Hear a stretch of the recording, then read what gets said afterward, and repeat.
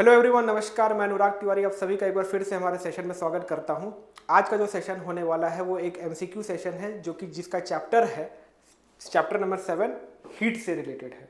इस चैप्टर में मैं आपके लिए वो तमाम तरह के क्वेश्चंस लेकर आऊँगा। 25 क्वेश्चंस होंगे, जिसमें कि आपको एक एक करके उसके आंसर्स आपको प्रैक्टिस करने हैं। मैं आपको यहाँ पर प्रैक्टिस करवाऊँगा, ठीक है। चलिए एक एक करके क्वेश्चंस को देखते हैं, लेकिन उसके पहले वीडियो के स्टार्ट होने से पहले एक मोटिवेशनल कोट आपके लिए। मैं हमेशा ये मानता हूँ कि एक पढ़ने से पहले आपके लिए एक मोटिवेशनल कोट अगर आपके सामने मैं एज अ टीचर दे दूँ, एज अ टीचर नहीं, आप मुझे एज अ फ्रेंड मान सकते हो, एज अ फैकल्टी टीचर भी मान सकते हो, ठीक है। तो एक कोट है आपके लिए कि जिसने भी खुद को खर्च किया है, दुनिया ने उसी को गूगल पर सर्च किया है। तो आपको अपने ऊपर समय देना है ताकि लोग आपको समय देकर खोजें, ठीक है, गूगल पर सर्च करें। चलिए नेक्स्ट मूव करते हैं हम लोग पहले क्वेश्चन की तरफ। तो आज का पहला सवाल है ये, the direction of heat flow between two body depends on which of the following. ठीक है, तो direction of the heat flow किस पर डिपेंड करेगा? स्पेसिफिक हीट से रिलेटेड है, their specific heat, their latent heat, their temperature, their area of contact. तो इसका जो सही आंसर होगा देयर टेम्परेचर। जिसकी टेम्परेचर ज्यादा होती है उसी का आपका हीट फ्लो टेम्परेचर ग्रेडियंट के अनुसार, एक वर्ड आता है जिसको हम लोग लिखते हैं टेम्परेचर ग्रेडियंट। तो टेम्परेचर ग्रेडियंट का मतलब क्या होता है कि हीट जो है वो हायर टेम्परेचर से लोअर टेम्परेचर की तरफ फ्लो करती है। हीट की एक टेंडेंसी होती है कि वो फ्लो करेगी, तो जिसका टेम्परेचर ज्यादा होगा वो कम टेम्परेचर की तरफ आप जो हीट है वो फ्लो कर जाएगी। तो इसका correct answer option number C होगा, ठीक है। चलिए मूव करते हैं नेक्स्ट, मूव करते हैं क्वेश्चन नंबर 2 की तरफ। Temperature of the sun is measured by, ठीक है, temperature of the sun is measured with, option है platinum thermometer, gas thermometer, vapour pressure thermometer या पायरोमीटर। इसका आंसर हो जाएगा ऑप्शन नंबर सी। पायरोमीटर जो होता है ये आपके रेडिएशन को मेजर करता है। तो आपको पता है कि सन से रेडिएशन मेजर होता है, और सन से जो रेडिएशन मेजर होता है इसकी जो टेम्परेचर होती है should be greater than 800 kelvin. 800 kelvin से ज्यादा होना चाहिए, ठीक है। 800 केल्विन से ये 800 केल्विन से ये ज्यादा होना चाहिए। एक सेकंड हो जाओ, 800 केल्विन 800 केल्विन से ग्रेटर देन 800 केल्विन होना चाहिए, ठीक है। 800 केल्विन से ज्यादा होना चाहिए। चलिए नेक्स्ट मूव करते हैं आगे। Question number 3, value of 40 degree Celsius in Fahrenheit scale is.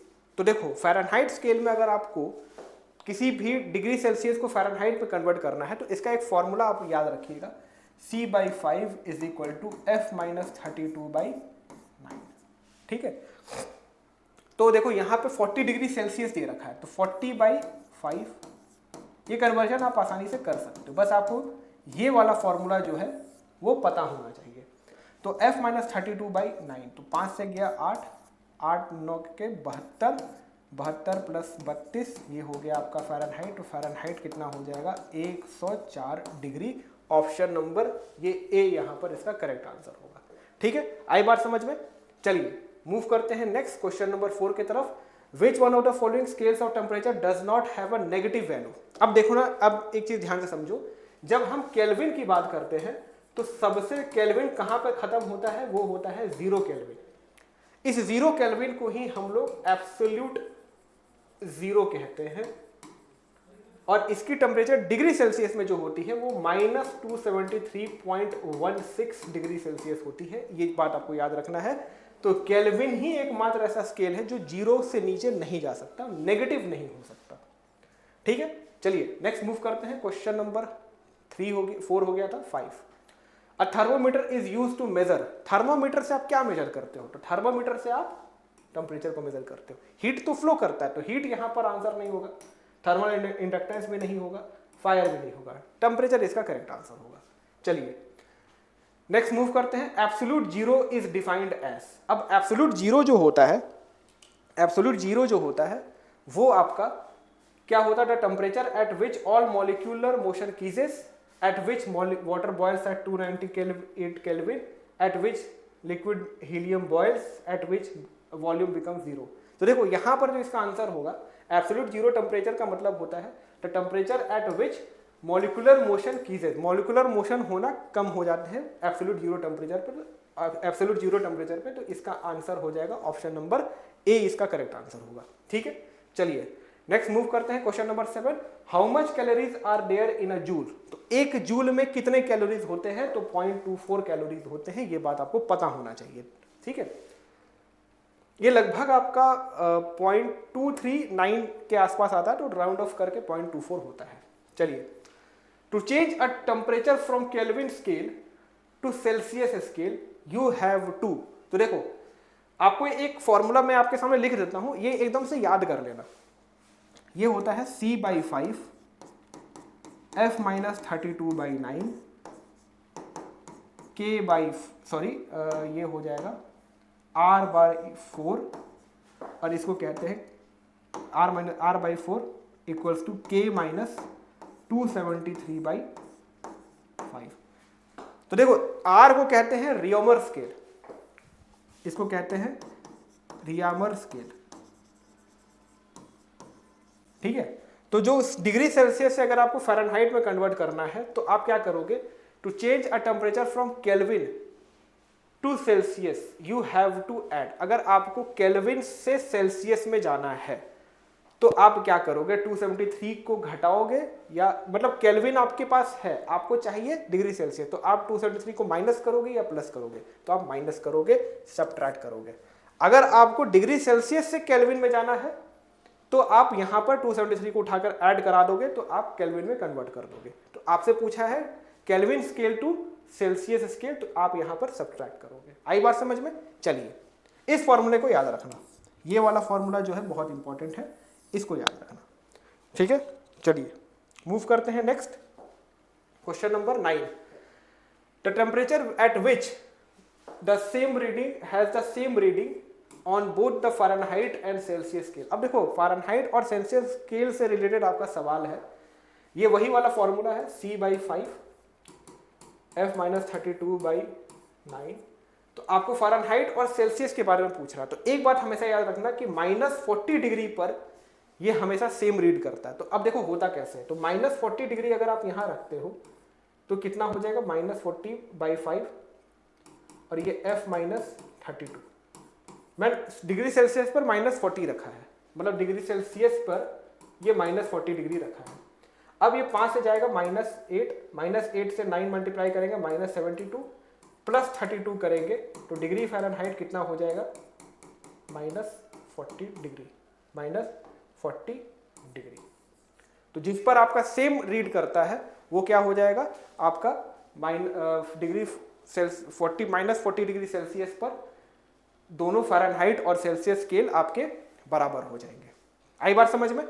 चलिए मूव करते हैं नेक्स्ट क्वेश्चन की तरफ। When water freezes its volume its density becomes. अब इसका आंसर आप हमें बताइए, मैं आपके लिए काम करता हूं, टाइमर लगा देता हूं, इसका जवाब आप हमें टाइमर पे दीजिए। देखो जब भी वाटर फ्रीज करेगा तो पहले वो 4 डिग्री सेल्सियस से जब वो 0 डिग्री तक जाएगा तो वो फ्रीज करते समय वो पहले इंक्रीज करेगा, फिर वो मतलब 4 degree Celsius to 0 degree Celsius ये पहले क्या करेगा, जब फ्रीज हो रहा है तो ये पहले इसकी डेंसिटी क्या होगी, इंक्रीज करेगी। लेकिन जैसे ही 0 डिग्री सेल्सियस पर जब जाएगा, उससे नीचे जब जाएगा, उससे और नीचे जाएगा तो इसकी डेंसिटी जो है वो डिक्रीज करने लगती है। तो इसका आंसर क्या हो जाएगा, डिक्रीजेज हो जाएगा। ठीक है, चलिए फटाफट से नेक्स्ट क्वेश्चन की तरफ मूव करते हैं। Rate of evaporation increases with, तो रेट ऑफ इवेपोरेशन कैसे इंक्रीज करता है, increase in surface area. Surface area जैसे आप बढ़ा दोगे तो इवेपोरेशन क्या होगा। अच्छा, इवेपोरेशन और बॉइलिंग में भी इवेपोरेशन और बॉइलिंग में एक अंतर होता है। इवेपोरेशन जो होता है वो आपका सरफेस फेनोमेना होता है,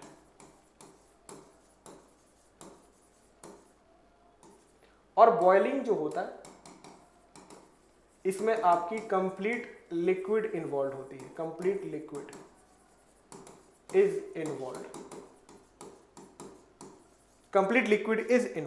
ठीक है, कंप्लीट लिक्विड जो है वो आपका यहां पर इन्वॉल्व है। ठीक है, तो ऑप्शन नंबर यहां पर ए इसका करेक्ट आंसर होगा, इंक्रीज इन सरफेस एरिया। ठीक है, चलिए मूव करते हैं आगे। Water is use in a hot water bag. जैसे कई बार आपको दर्द वगैरह हो रहा है तो एक हॉट वाटर बैग आप कई बार आप यूज करते हो अपने पेन को रिलीफ करने के लिए, तो इजीली अवेलेबल हो जाता है, हाई स्पेसिफिक ग्रेविटी होता है, हाई स्पेसिफिक हीट होता है, इट इज अ लिक्विड होता है। तो इसकी स्पेसिफिक हीट बहुत ज़्यादा होती है, इसलिए हम लोग इसको यूज़ करते हैं। वाटर की जो स्पेसिफिक हीट होती है बहुत ज़्यादा होती है, इसलिए हम लोग इसको वाटर बैग में तो यूज़ करते ही हैं, कार के रेडिएटर्स में भी हम लोग इसको यूज़ करते हैं, क्योंकि उसकी एक कैपेसिटी होती है कि वो हीट को एक्सट्रैक्ट कर सकता है। इसलिए कार के जो रेडिएटर्स होते हैं वहाँ पर हम लोग वाटर को यूज़ करते हैं, वाटर की स्पेसिफिक हीट बहुत ज़्यादा होती है। चलिए क्वेश्चन नंबर 13 बताइए। When water is heated from 0 degree Celsius to 10 degree Celsius, its volume increases, decreases या first decreases then increases। तो देखो पहले तो मैंने आपको बताया था कि जब हीट करते हैं 0 डिग्री से, तो 0 डिग्री से 4 डिग्री सेल्सियस जाएगा तो पहले ये डिक्रीज करेगा, और 4 डिग्री सेल्सियस से ये 10 डिग्री सेल्सियस जाएगा तो ये इंक्रीज करेगा। तो इसका आंसर ऑप्शन नंबर डी यहाँ पर इसका करेक्ट आंसर होगा। ठीक है, चलिए नेक्स्ट मूव करते हैं। Question number 14, amount of heat required to change a liquid into a gaseous state without any change in temperature. मतलब कहने का मतलब है ये क्या हो रहा है, कांस्टेंट टेम्परेचर पर हो रहा है। और कांस्टेंट टेम्परेचर पर क्या होता है आपको पता होगा, इसे कहते हैं लेटेंट हीट। ठीक है, मेल्टिंग जब होगा तो लेटेंट हीट ऑफ फ्यूजन कहते हैं, लेकिन जब वेपोराइजेशन हो रहा है तो लेटेंट हीट ऑफ वेपोराइजेशन कहते हैं। ऑप्शन नंबर इसका सी यहां पर करेक्ट आंसर होगा। आई बात समझ में? चलिए नेक्स्ट मूव करते हैं। Question number 15, burns caused by steam are much severe than those of boiling water because. देखो स्टीम जो होता है ना, जैसे एक मैं आपको एक डायग्राम बना के दिखा देता हूं, इस डायग्राम को याद रखना। आप में से बहुत लोगों को ये डायग्राम हो सकता है पता हो, बहुत लोगों को नहीं भी पता होता है। ये डायग्राम आप याद रखना, ये होता है ग्राफ एक टेम्परेचर का, और ये होता है आपका हीट एडेड। ठीक है, तो जैसे आपने यहां से हीट ऐड किया टेम्परेचर के साथ, तो जैसे ही आपने हीट ऐड किया तो ये लीनियर ग्राफ गया, लेकिन आपको क्या करना है, फेस चेंज कराना है। तो सपोज करो ये 0 डिग्री से, मान लो आपके पास एक आइस है, आइस में आप हीट ऐड करा रहे हो, तो ये -20 डिग्री सेल्सियस से 0 डिग्री सेल्सियस पर आकर यहां पर रुक गया। ये क्या हो गया, ये आइस। अब इसको क्या करना है, वाटर में बदलना है। तो ये आइस से वाटर में कैसे बदलेगा, इसी कांस्टेंट टेम्परेचर पर ये 0 डिग्री सेल्सियस पर ही ये क्या हो जाएगा, वाटर।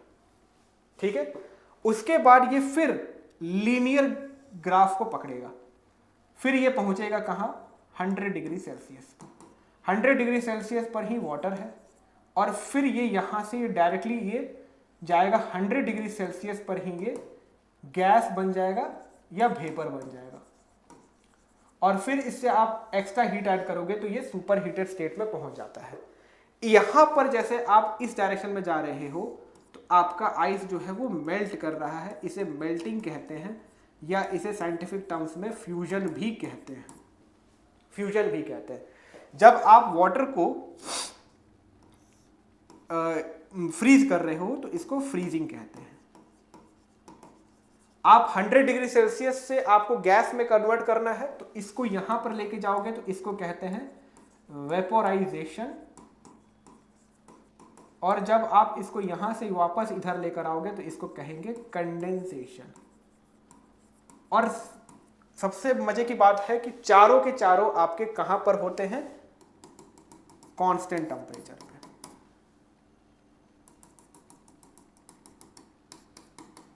कांस्टेंट टेम्परेचर पर होते हैं। तो देखो ये जो आपका सवाल था, जो आपके बर्न्स काउज्ड होते हैं, तो स्टीम के पास क्या होता है, देखो यहां के बाद तो ये क्या हो गया, ये स्टीम बन गया। तो स्टीम में क्या हो गया, इसके पास लेटेंट हीट है। तो लेटेंट हीट जब है तो लेटेंट हीट की वजह से जो उसके बर्न्स होते हैं गर्म पानी से ज्यादा होता है। अब इसका मतलब ये नहीं है कि आप गर्म पानी भी गिरा लो। तो स्टीम का, जैसे आप गर्म डेगची में पानी गर्म करते हो, जैसे ही डेगची का बर्तन आप जो ढक्कन आप जैसे बाहर निकालते हो, तो वहां पे क्या होता है कि आपको स्टीम का एक भाप आपके हाथों पे गिर पड़ता है, आपको हीट बहुत ज़्यादा गर्मी दिखती है, तो उसके बर्न्स आपको ज़्यादा असरदार दिखते हैं कंपेयर टू वाटर। तो इसका कारण क्या है कि steam has high latent heat. इसका आंसर हो जाएगा ऑप्शन नंबर बी, इसका करेक्ट आंसर हो जाएगा। ठीक है, आई बात समझ में? इस डायग्राम को याद रखिएगा, ये डायग्राम मैंने आपके लिए बना दिया। चलिए आगे मूव करते हैं क्वेश्चन नंबर 16 की तरफ। A piece of ice is added to the drink. ठीक है, एक ड्रिंक आपने पिया, एक ड्रिंक है आपके पास, वहां पर आइस आपने डाल दिया, वो इसे कूल कर देता है। ठीक है, सही बात है। इसका रीजन क्या हो सकता है? देखो, असर्शन और रीजन का सवाल जब है तो एक आपको एक स्टेटमेंट दिया जाएगा, जैसे स्टेटमेंट और रीजन वाला सवाल होता है ना, तो वैसे आपको एक स्टेटमेंट दिया गया, एक असर्शन दिया गया, वहां पर ये लिखा गया कि a piece of ice added to the drink cools it, cool करता है। अब इसका रीजन क्या है? आइस टेक्स, अच्छा ये बात तो ये है कि ये सही है, ये ट्रू है। ठीक है, ये ट्रू है। अब क्या इसका रीजन आर हो सकता है? चलो पढ़ लेते हैं। Ice takes latent heat from the drink for melting resulting in the cooling of the drink। तो देखो आइस का काम क्या है? आइस के पास अपना, आइस में लेटेंट हीट आप ऐड करते हो, जैसे मैंने ये डायग्राम बताया था ना, इसमें आप आइस में हीट को आप ऐड कर रहे हो तो वो वाटर बनता है। वही चीज यहां पर ये पूछ रहा है कि आइस जो है लेटेंट हीट जो है ड्रिंक से निकालता है, इसके वजह से क्या होता है, वो आइस जो है वो मेल्ट करती है और वो कूलिंग करती है किसकी? ड्रिंक की। तो A is correct and R is the correct explanation of A. Option number A इसका करेक्ट आंसर होगा। आई बात समझ में? उम्मीद करता हूं ये सवाल आपको समझ में आया होगा। ठीक है, चलिए मूव करते हैं नेक्स्ट, क्वेश्चन नंबर 17। ये वही सवाल है, क्वेश्चन नंबर 17, ये आपको मैंने पहले बता चुका हूं, इसका आंसर ए होगा। ठीक है, चलिए question number 18, which of the following statement with regarding to the expansion of material due to heating is not correct. Not correct देखना है, तो पहले पढ़ते हैं। An ice melts it expands uniformly, ये तो पहले में ही गलत दिख रहा है, एक्सपैंड नहीं करेगा, ये कॉन्ट्रैक्ट करेगा। जब आप आइस को मेल्ट करते हो कब तक? 4 डिग्री सेल्सियस पर। इसी को तो एनोमलस बिहेवियर कहते हैं पानी का, कि 0 डिग्री से जब आप 4 डिग्री सेल्सियस पर आप जब जाते हो मेल्ट करने के लिए, तो पहले वो कॉन्ट्रैक्ट करता है, फिर वो एक्सपैंड करता है। तो इसका आंसर होगा ऑप्शन नंबर ए। ठीक है, चलिए आगे बढ़ते हैं नेक्स्ट क्वेश्चन की तरफ। Gases have only areal expansion, only volume expansion, no definite shape, both B and C. तो देखो गैसेस में एक्सपेंशन तो होता है, लेकिन ये वॉल्यूम एक्सपेंशन होता है और इसकी कोई डेफिनिट शेप नहीं है, तो डेफिनिट शेप भी नहीं है। तो इसका करेक्ट जो आंसर होगा, ये इसका करेक्ट आंसर होगा, ऑप्शन नंबर डी इसका करेक्ट आंसर होगा। एक सेकंड, इसका जो करेक्ट आंसर होगा वो डी यहां पर इसका करेक्ट आंसर होगा। ठीक है, तो गैसेस के पास क्या है? वॉल्यूम एक्सपेंशन भी है, वॉल्यूम एक्सपेंशन भी है, और ये no definite shape, no definite shape. Gases के पास जो कंप्रेसिबिलिटी होती है, कंप्रेसिबिलिटी वो बहुत ज्यादा होती है। सॉलिड्स में कंप्रेसिबिलिटी सबसे कम होती है। पिछले लेक्चर में मैंने आपको ये बातें बता दिया है मैंने। ठीक है, वो वीडियो अगर आपने नहीं देखा है तो आप एक बार जाके देख सकते हैं। बॉइलिंग पॉइंट ऑफ वाटर, अब देखो यहां पर एक आपको घुमा दिया है सवाल। बॉइलिंग पॉइंट ऑफ वाटर जो है वो 100 डिग्री सेल्सियस होता है, लेकिन आपसे तो यहाँ फ़ारेनहाइट में पूछ दिया, तो ये वाला फॉर्मूला आपको यूज करना है। कौन सा? C/5। ये तो याद कर लो, एकदम आपके एग्जाम में पूछेगा ही पूछेगा, ये एकदम पूछेगा। ठीक है, तो C का वैल्यू कितना है? Boiling point of water 100 degree Celsius, तो 100 रख देते हैं। ठीक है, ये बात अब आपको ये फॉर्मूला मान लो याद है, लेकिन आपको यही नहीं पता कि बॉइलिंग पॉइंट ऑफ वाटर कितना होता है, वो 100 डिग्री सेल्सियस होता है। ये बात आपको पहले पता होना चाहिए। तो काटेंगे तो 20 × 9 = F-32। तो इसका वैल्यू हो जाएगा 20 से 9 मल्टीप्लाई करेंगे 180 + 32, ये हो जाएगा 212 degree Fahrenheit. Option number B इसका करेक्ट आंसर होगा। ठीक है, इस तरीके से आपको इस सवाल को बनाना है। ठीक है, चलिए मूव करते हैं next, question number 21। Which of the following instruments is used for the measurement of moisture content. देखो मॉइस्चर कंटेंट को मेजर करने के लिए हम लोग हाइग्रोमीटर लेते हैं, और हाइड्रोमीटर जो लेते हैं वो हमारा डेंसिटी या रिलेटिव डेंसिटी भी आप कई बार मेजर करते हो, तो डेंसिटी को मेजर करने के लिए हम लोग यूज करते हैं। कमेंट में ये बताना कि ये आपके लिए होमवर्क है कि इन दोनों को आप किस चीज के लिए यूज करते हो मेजर करने के लिए, हिप्सोमीटर एंड वाइकैनोमीटर, ठीक है, पाइकनोमीटर, ऐसे ही पढ़ेंगे इसको, ठीक है। इसको आप हमारा कमेंट सेक्शन में इसका जवाब आप हमें दीजिएगा, ठीक है, वीडियो के जस्ट बाद, या अभी देख रहे हैं तो अभी दे सकते हैं। विच of the following method is a method of heat transfer. तो हीट ट्रांसफर के आपके 3 मेथड्स होते हैं, ये बात तो आपको पता ही होगा, कंडक्शन,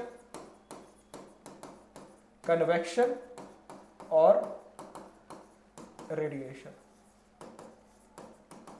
तो यहां पर ऑप्शन में क्या है, कन्वेक्शन है, तो कन्वेक्शन इसका करेक्ट आंसर होगा, ठीक है। चलिए मूव करते हैं। When the difference between the liquid and its temperature and its surrounding is doubled, the rate of heat loss will be। देखो, जब आप पानी को गर्म करके आप छोड़ देते हो, जैसे ठंड के समय में आप, जैसे अभी ठंड चल रही है तो कुछ लोग गर्म पानी से नहा ही रहे हैं, तो जब पानी को आप गर्म करके ऐसे छोड़ दोगे तो उसका हीट लॉस ज़्यादा होगा। लेकिन वहीं पर अगर आप पानी में, गर्म पानी में कुछ पानी मिला देते हो तो वहाँ पर उसका हीट लॉस कम हो जाता है। ये बात आपको यहाँ पर पता होनी चाहिए। तो जितना ज़्यादा आपका टेम्परेचर का डिफरेंस होगा उतना ही ज़्यादा आपका क्या होगा, हीट लॉस होगा। इसी को कहते हैं न्यूटन्स लॉ ऑफ कूलिंग। और ये किस पर काम करता है, ये टेम्परेचर के डिफरेंस पर काम करता है, ठीक है। तो इसका आंसर हो जाएगा डबल हो जाएगा। ये आई बात समझ में, ठीक है। अब नेक्स्ट मूव करते हैं क्वेश्चन नंबर 24। बहुत आसान सा सवाल है, असर्शन और रीजन बेस्ड, ठीक है। कई बार आपसे ये सवाल भी पूछे जा सकते हैं। एक मैंने आपको दे दिया है कि आपकी अंडरस्टैंडिंग कितनी है, इस वजह से मैंने आपसे ये सवाल पूछा है। Boiling point of water decreases as the altitude increases. बिल्कुल सही बात है। जैसे आप मान लो यहाँ पर आपकी बॉइलिंग पॉइंट 100 डिग्री है, आप पहाड़ पे जाके अगर आप पानी गर्म करोगे तो आपकी 70 डिग्री सेल्सियस होगी। लेकिन इसका रीजन देखते हैं क्या दिया, the atmospheric pressure increases with altitude. यहीं पर गलत है, एटमॉस्फेरिक प्रेशर डिक्रीज कर जाता है, एल्टीट्यूड के साथ डिक्रीज करेगा। तो option both A and R, देखो नहीं, A is true and R is false. R गलत हो गया, आर रीजन ही, ये जो स्टेटमेंट ही लिखा है यही गलत है, तो रीजन ही गलत है। तो A is true and R is false, ठीक है। चलिए नेक्स्ट मूव करते हैं। A perfect black body is one whose emissive power is. तो एमिसिव पावर देखो, एमिसिव पावर जो होता है एक परफेक्ट ब्लैक बॉडी का, वो आपका यूनिटी होता है, जिसमें जितनी ज्यादा वो एब्जॉर्ब करेगा उतनी ही ज्यादा वो रेडिएट करेगा। एमिसिविटी इज इक्वल टू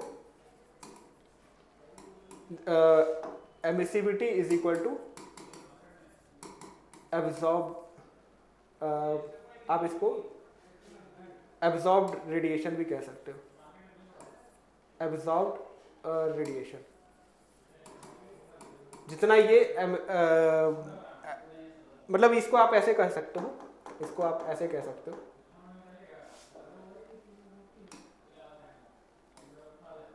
इसको आप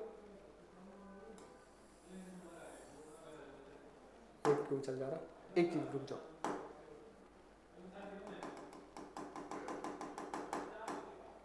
देखो इसको रहने देते, इसको एक सेकंड। जो आपका किरचॉफ लॉ ये कहता है, देखो एक लॉ आता है जिसमें परफेक्टली ब्लैक बॉडी के लिए किरचॉफ लॉ ये कहता है कि जितना ज्यादा आप एब्जॉर्ब करोगे उतना ही ज्यादा आप एमिट करोगे, ठीक है। तो परफेक्टली ब्लैक बॉडी के लिए, ये किसके लिए है, एक ब्लैक बॉडी के लिए है, ठीक है। तो ब्लैक बॉडी जो होता है वो एक परफेक्ट एब्जॉर्बर होता है, जितना आप एब्जॉर्ब करते हो उतना ही रेडिएट करते हो। तो एक परफेक्टली ब्लैक बॉडी के लिए इसका आंसर क्या हो जाएगा, यूनिटी, ठीक है। तो उम्मीद करता हूं ये सेशन आपको अच्छा समझ में आया होगा। पूरे के पूरे 25 के 25 सवाल मैंने आपको यहाँ पर बेहतरीन तरीके से आपको करा दिए। इन सवालों में अगर आपको कोई भी डाउट है आप हमें कमेंट में डाल सकते हैं, ठीक है। ये पूरा का पूरा हमारा 25 का 25 सेशन हमारा होता है कंप्लीट, ठीक है। उम्मीद करता हूँ ये सेशन आपको बेहतरीन तरीके से समझ में आया होगा, ठीक है। अगले क्लास में हम लोग वेव ऑप्टिक्स में इंटर करेंगे, जहां पर वेव एंड साउंड से रिलेटेड सवाल मैं आपके सामने लेकर आऊंगा। 25 के 25 क्वेश्चंस आपके सामने होंगे, टाइमर पर आप उस सवाल का जवाब दीजिएगा और मैं उसकी एनालिसिस आपको करके बताऊंगा, ठीक है। ये सेशन आपको कैसा लगा आप हमें कमेंट सेक्शन में आप हमें बता सकते हैं, और वीडियो को लाइक करना और शेयर करना ना भूलें। चैनल पर नए हैं तो सब्सक्राइब करना ना भूलें। ठीक है, चलिए अगले सेशन में फिर मुलाकात होगी। तब तक के लिए धन्यवाद। Thank you very much. जय हिंद।